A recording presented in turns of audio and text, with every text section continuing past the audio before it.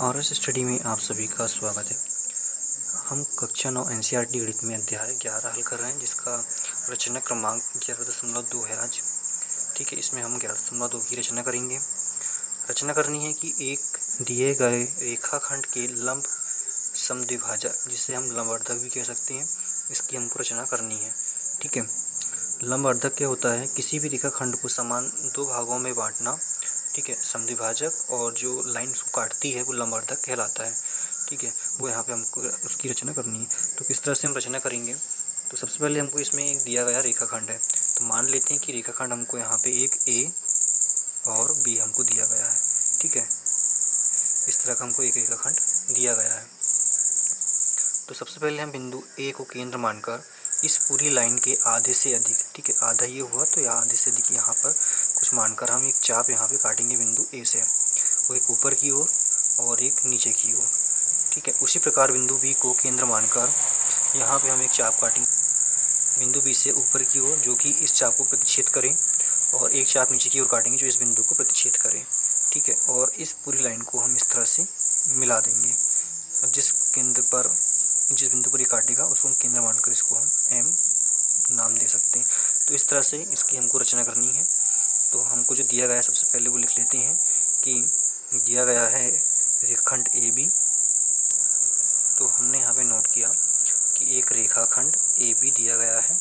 ठीक है, इस तरह का हमको एक रेखाखंड यहाँ पे दिया गया है, इसको हम ए और इसको हम बी नाम दे देते हैं।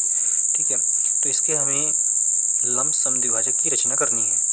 तो चलिए स्टार्ट करते हैं। सबसे पहले क्या करना है कि बिंदु ए को केंद्र मानकर और बिंदु बी को केंद्र मानकर, ठीक है, दोनों का आधे से अधिक मतलब ए बी से अधिक का चाप ऊपर काटना है और एक चाप नीचे काटना है, और दोनों चाप ऐसे काटनी है जो एक दूसरे पर प्रतिच्छेद करें। ठीक है, तो हम सबसे पहले लिख लेते हैं कि हमें करना क्या है। तो हम यहाँ पर लिखेंगे रचना के पद, रचना के पद। तो यहाँ पे फर्स्ट पॉइंट डालना है। ठीक है, फर्स्ट पॉइंट डालने के बाद में हम यहाँ पर लिखेंगे कि ए और बी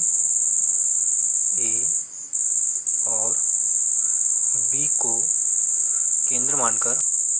तो हमने यहाँ पे नोट किया कि ए और बी को केंद्र मानकर तथा 1/2 ए बी का, इस लाइन का 1/2 मतलब आधा से अधिक त्रिज्या लेकर रेखाखंड ए बी के दोनों ओर, ऊपर की ओर नीचे की ओर, जो एक दूसरे को प्रतिच्छेद करें, चाप काटा। तो चलिए इसका हम चाप काट लेते हैं। तो जैसा कि इस रेखा को हम नाप लेते हैं कितने सेंटीमीटर की है। ये रेखा हमको 6 सेंटीमीटर की मिली है, तो हम इसको 4.5 सेंटीमीटर का चाप काट लेते हैं। तो सबसे पहले ए को केंद्र मानकर यहाँ पे ऊपर की ओर इस तरह का चाप काटना है, और बिंदु ए को ही केंद्र मानकर नीचे की ओर इस तरह का चाप काट लेना है। ठीक है, अब हम बिंदु बी को केंद्र मानेंगे इस तरह से और ऊपर की ओर एक चाप लगाएंगे।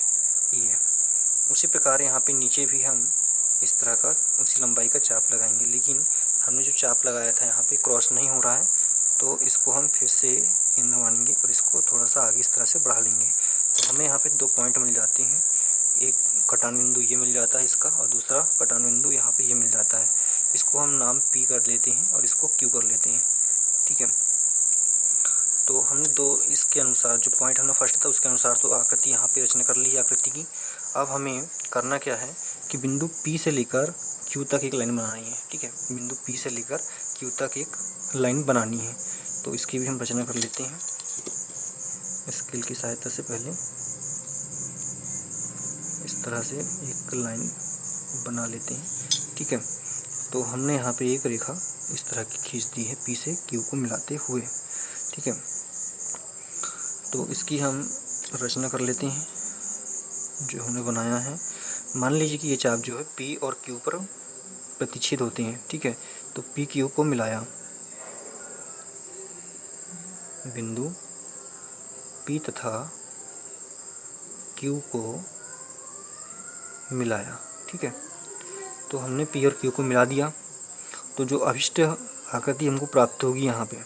ठीक है, तो जो यहाँ मिल रहा है बिंदु, इसका भी हम रचना कर लेते हैं रचना नंबर 3 में।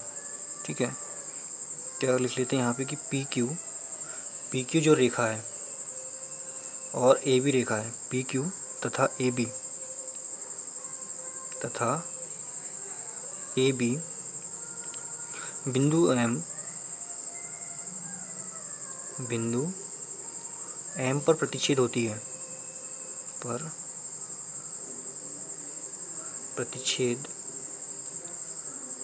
है, ठीक है। इस बिंदु को हम नाम किया एम कर लेते हैं। और लास्ट में हम एक लाइन और लिख सकते हैं यहाँ पे कि बिंदु P M O A B का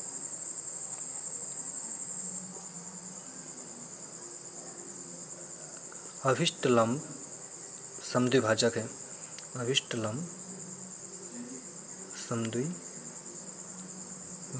है, ठीक है। तो ये जो लाइन है यहाँ से यहाँ तक, मतलब ए एम को, और ए एम बराबर है एम बी के, इसको समद्विभाजित कर देती है रेखा, ठीक है।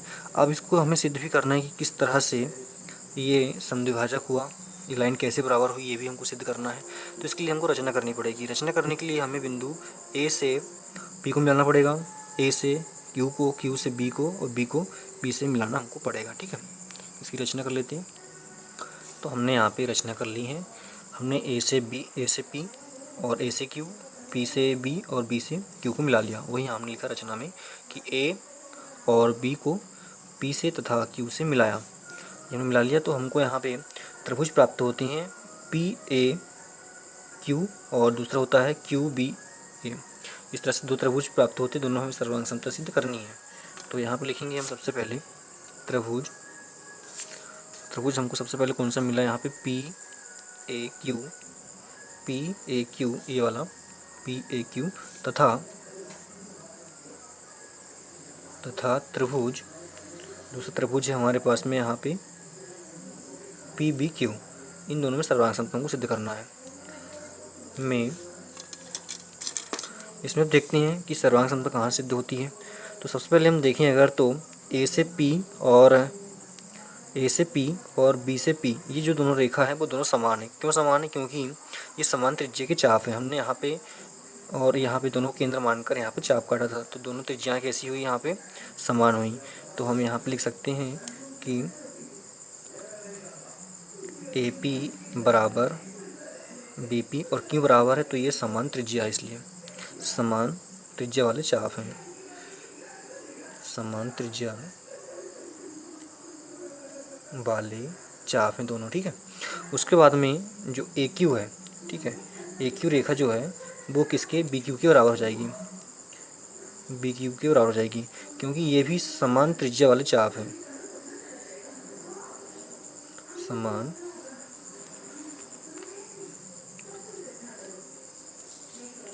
त्रिज्या वाले चाप है, इसलिए दोनों कैसे हो जाएंगे, समान हो जाएंगे। फिर जो पी क्यू है वो बराबर पी क्यू की हो जाएगी रेखा, ये वाली रेखा दोनों बराबर हो जाएगी दोनों त्रिभुजों के लिए। क्यों बराबर हो जाएगी? क्योंकि उभनिष्ठ रेखा है ये दोनों त्रिभुजों में, ठीक है। कैसी रेखा है? उभनिष्ठ है, उभनिष्ठ रेखा है। तो इस तरह से हम कह सकते हैं कि अतः त्रिभुज पी ए क्यू सर्वांग सम हो जाएगा, त्रिभुज पी बी क्यू के, ठीक है। ये दोनों त्रिभुज कैसे हो जाएंगे, आपस में सर्वांग सम हो जाएंगे। और कौन से नियम से हो जाएंगे? तीनों भुजा है ये, तो एस एस एस नियम द्वारा, ठीक है। तो ये तो हमने सिद्ध कर लिया। लेकिन जिसमें कोण बन रहे हैं, इसमें जो कोण बन रहे हैं ए पी एम, ठीक है, इसमें जो कोण बन रहा है ये वाला ए पी एम, वो किसके बराबर जाएगा? बी पी एम के, इस वाले कोण के बराबर में हो जाएगा। क्यों हो जाएगा? क्योंकि सीपीसीटी का नियम कहता है कि त्रिभुज के संगत भाग, अगर त्रिभुज सर्वांगसम हो तो उसके संगत भाग या संगत कोण कैसे होते हैं? बराबर होते हैं। तो ये दोनों आपस में कैसे हो जाएंगे? बराबर हो जाएंगे। तो इसलिए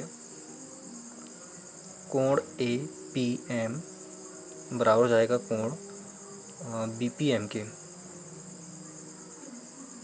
सीपीसीटी के नियम से, सीपीसीटी नियम से, ठीक है।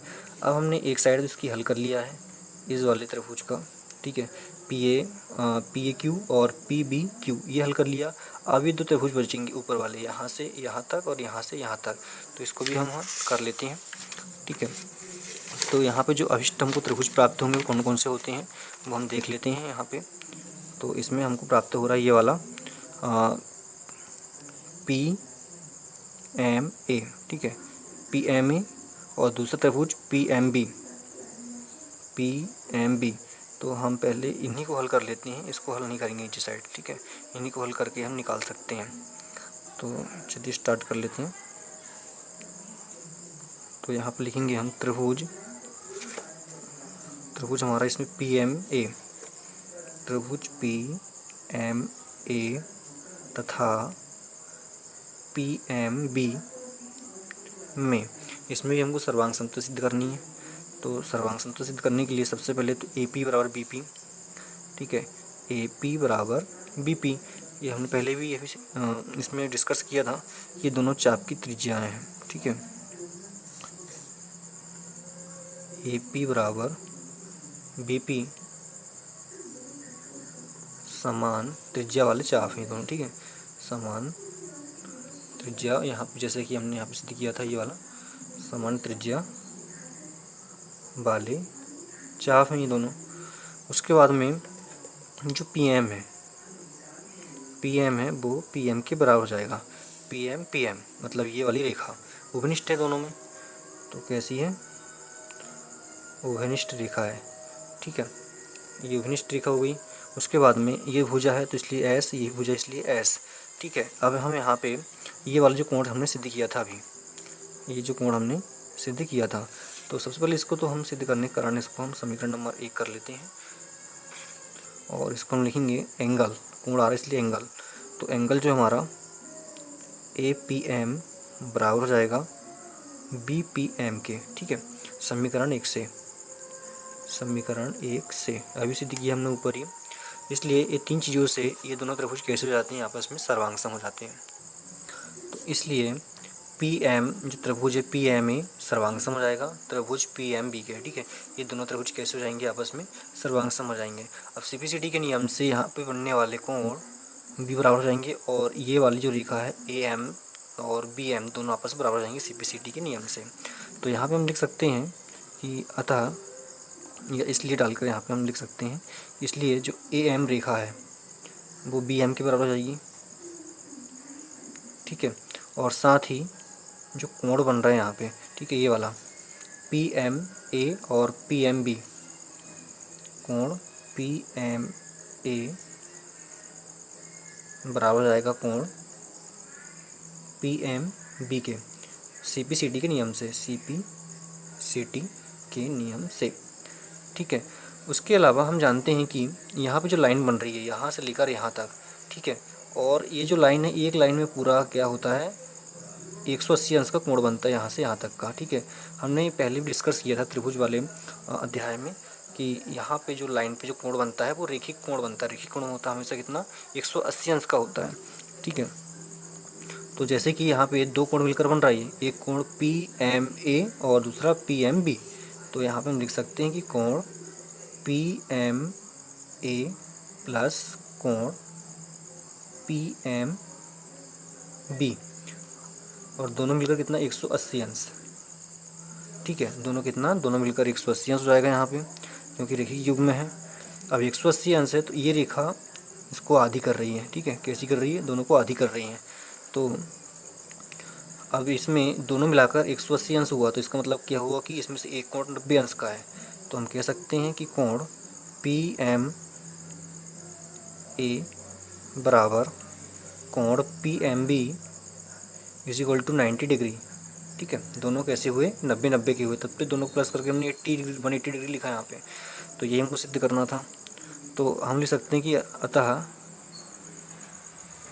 अतः ये वाली जो लाइन है इसको बराबर दो भागों में विभाजित करती है। तो अतः पी एम अर्थात पी एम ओ। ठीक है, पी एम अर्थात पी एम ओ, सॉरी ओ नहीं, पी एम क्यू है यहाँ पे। तो पी एम क्यू, तो यहाँ से यहाँ तक रेखा, तो इसको हम यहाँ तक पूरी लिख सकते हैं पी एम क्यू। PMQ रेखाखंड AB को AB का लंब समद्विभाजक है, लंब समद्विभाजक है। इस तरह से हमारा ये रचना क्रमांक 11.2 कंप्लीट होता है। और अगर स्क्रीनशॉट आप लेना चाहें तो बिल्कुल इसका लीजिएगा